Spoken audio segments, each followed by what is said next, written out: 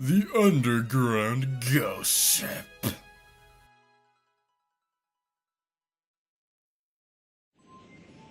Hello everybody, Resident here to you, and welcome back to Let's Play Super Mario Galaxy. In the previous episode, we conquered the Boo's Boneyard Galaxy, Matter Splatter, and Snowcap. In today's episode, we'll be going through the Deep Dark Galaxy. Yay! So, first things first, we gotta talk to Captain Toad. We're currently on I'm in galactic survey duty. Please be patient with us. We're on an exploration mission. We love you, Captain Toad. And our game's gonna be on Nintendo Switch soon, which makes me super happy. Alrighty then, so we go through here. We could go off over there, and there was a rainbow thingy we could do. But I'm gonna go to this planet first because it may look familiar. Because it's like a cute little baby version of the first planet we were on this adventure. So it's pretty interesting, and the grass is kind of turning and stuff like that. That's an interesting detail. But yeah, this planet right here is pretty cool because it's shrinking and stuff like that, which can have some pretty funny effects with the gravity. So I always love long jumping on this planet, and I always wanted to see if it's possible to do like a endless long jump right there and just stay in the air until the planet is completely gone. I think I may have done that like once a long time ago, but definitely not in recent memory. So what we want to do now, we want to go inside the cannon and aim for the rainbow.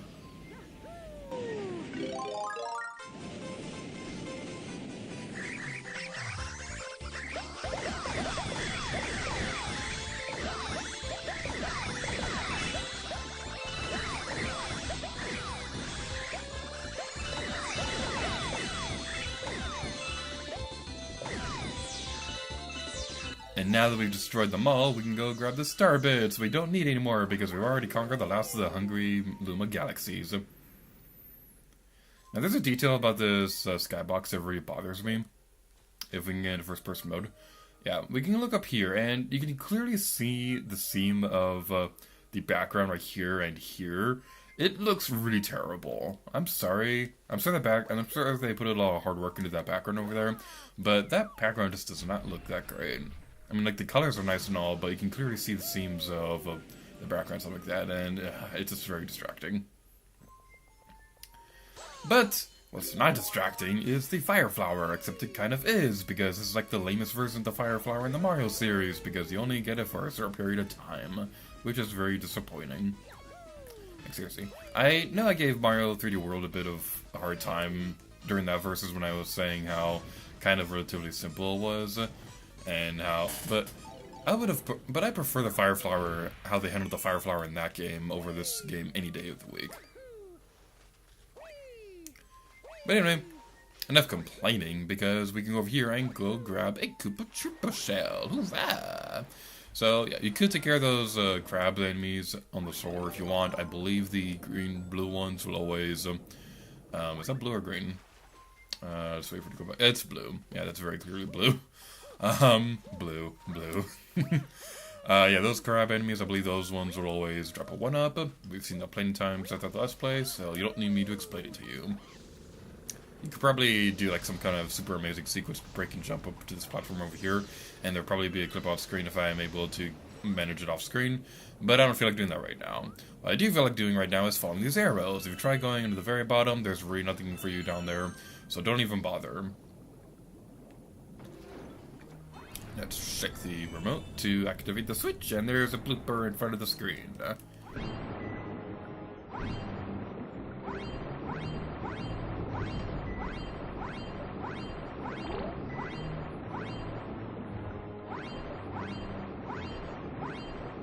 The first time I ever saw a blooper in a Mario game, outside of Mario Kart, was actually Mario Party 8.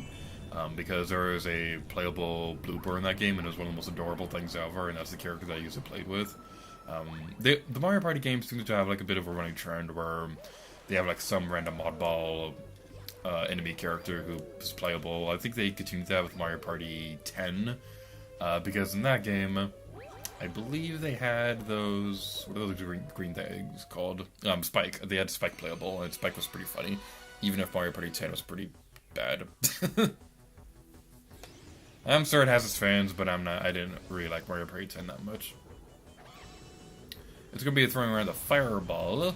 And we gotta be careful because it's a recycled boss fight, and we've seen this one before. Deep Dark Galaxy, your engine room is showing. Alright then. So yeah, same strategy as before. The only real difference is it takes place on a pirate ship, and there's really not much else. Like, it's the same strategy as before, same attacks and everything. There's really no difference. Like, why did they recycle this one? I don't know. I kind of have a theory that they were kind of running low on development time when they were making the garden, because in the engine room, because you do see a lot of recycled ideas in the two domes. I'm not entirely sure what the development process of this game was like. Well, I should know because I did a video on the beta of this game, but that video was a long time ago. In a galaxy far, far away. A Mario galaxy far, far away. Because I'm lame. Oh, I'm burning my butt. Just got the coin. Alright, I believe you only need one more hit before you're completely destroyed for all time. At least for now. And I'm incorrect. Alright, well I guess this is a pretty noticeable change because I don't remember the other battle changing to a different location in the middle of it. If it did, then I ran straight into the fireball. I am dumb. Yeah, I guess this is a pretty trickier boss fight than the original one because you have less ground to work with, and that could make it a little bit more tricky. But we defeated whatever her name was. I'm sure she has an official name. I think. What's her name? I don't know. I don't care. What I do care about is Power Star. Yay! It's shiny and it's golden.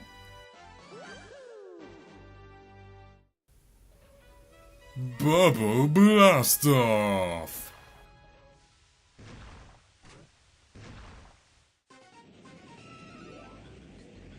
Starting off this level, we have a boss fight, so yeah! It's not really going to be that hard, but what is pretty interesting is these characters' dialogues. The game's been hijacked! That underground gunner is keeping us from exploring the area! Oh no, whatever we gotta do! Okay. I was about to say that you don't really have to worry about the bubbles too much because they're pretty easy to avoid. And before I even have a chance to open my mouth, I take damage. Well, you don't take damage from the bubbles, but whatever. And this thing is so fluffy and adorable! Okay, well, it's worth mentioning that if you use your spin attack in the bubble, you'll be immediately free from it, so it's really not that hard of a boss fight. That's probably just because I've been playing Animal Crossing lately, but this guy's kind of reminding me of Rossetti. Alright then, let's go over here, and having a voice crack, because we're grown-ups. And grown-ups have the manliest voice cracks. And he's defeated, and we don't even get a power star for it, which is really depressing. We're gonna take my anger out on this guy. Alright, so do you guys have anything to say after we destroy that guy? Cannons are a blast. Thank you! Now we can get on with our survey! Uh-huh, Sir Captain Toad. It's a survey. Alright then, is there really anything we need to do over there? I don't think so. Of course, now that I say that, we're probably going to need to use a fire flower again. No, we don't! Cool. Actually, we do. Because we need to activate 3 of those torches, and you'll see why in a moment. Yay. Except not yay.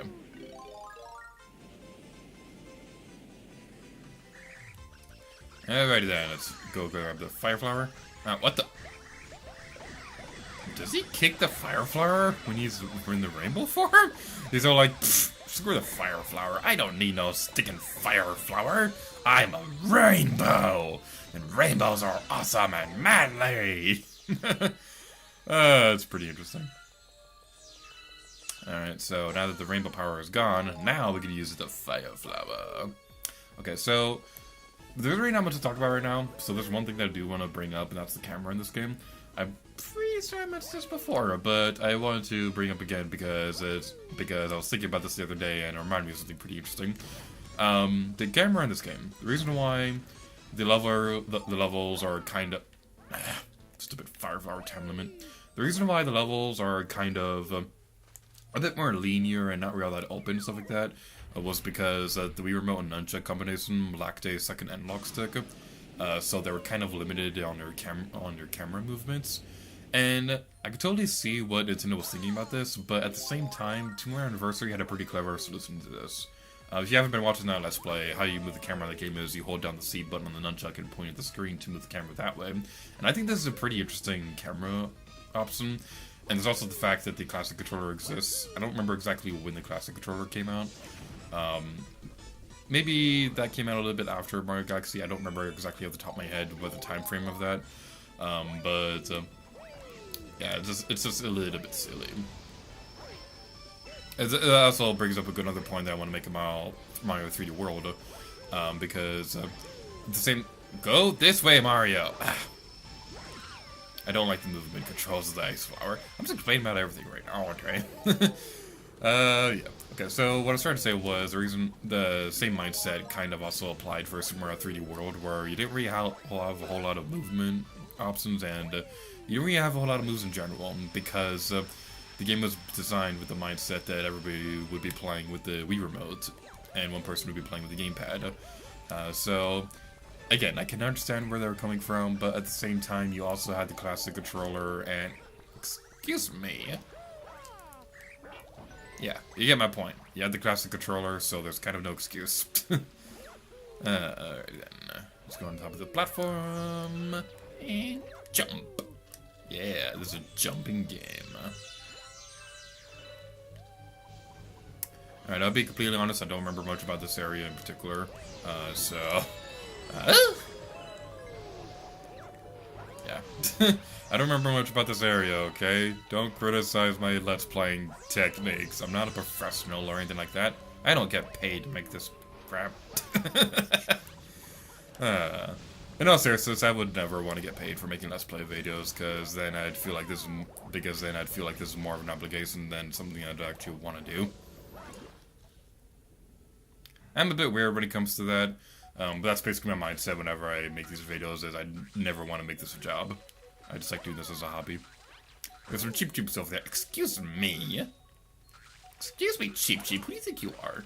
Who do you think you are? Come back here, you fool! Haha, we destroyed you in cold blood. Do fish have blood? I think they do. I don't know, I'm not that great at biology. That's a really stupid question. Of course they have blood. I think. I don't actually know. I'm a little nervous about that. I'm a little nervous that no matter what I say, somebody's gonna be in the comments would be all like, "You're dumb. Of course fish have blood," or whatever. You know what? I'm getting really nervous about that. I'm gonna Google that real quick. I'm gonna pause my game and I'm gonna Google that. Do fish have blood?